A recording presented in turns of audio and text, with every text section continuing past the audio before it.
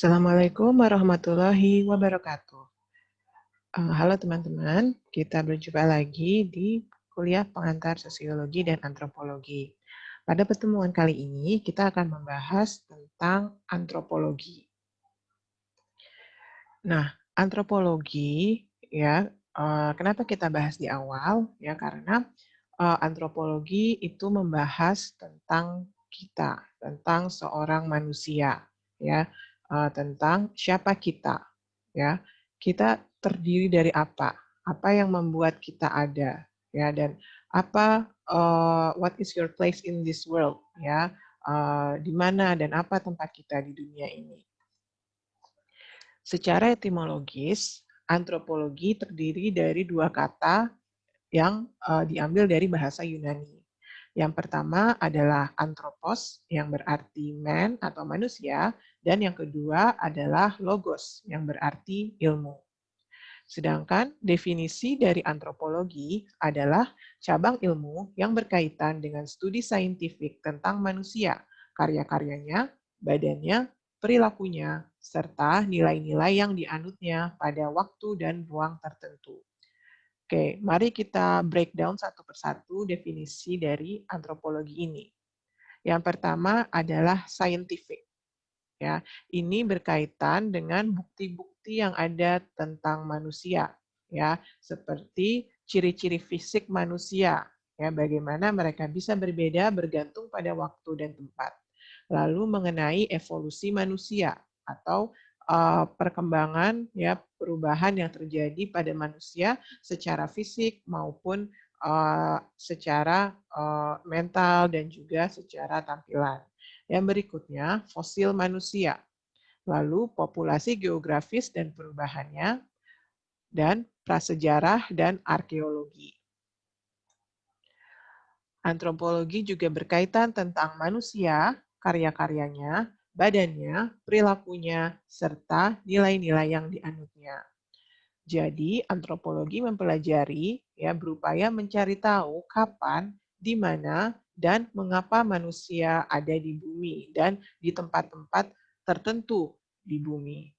Mengapa ada variasi fisik ya pada manusia dan praktek-praktek dan kebiasaan kuno.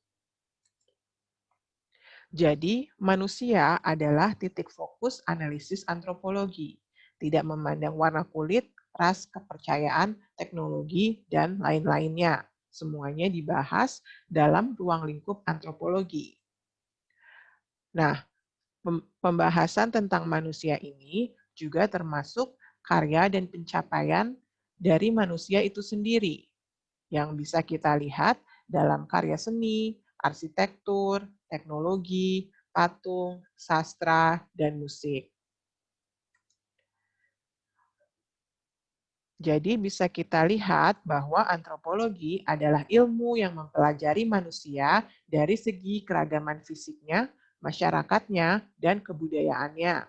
Namun demikian di beberapa tempat, baik di beberapa negara maupun di beberapa universitas yang mempelajari atau menekuni ilmu antropologi, antropologi sebagai ilmu mempunyai penekanan sesuai dengan karakteristik antropologi itu sendiri dan perkembangan masyarakat di tempat, negara, dan universitas tersebut.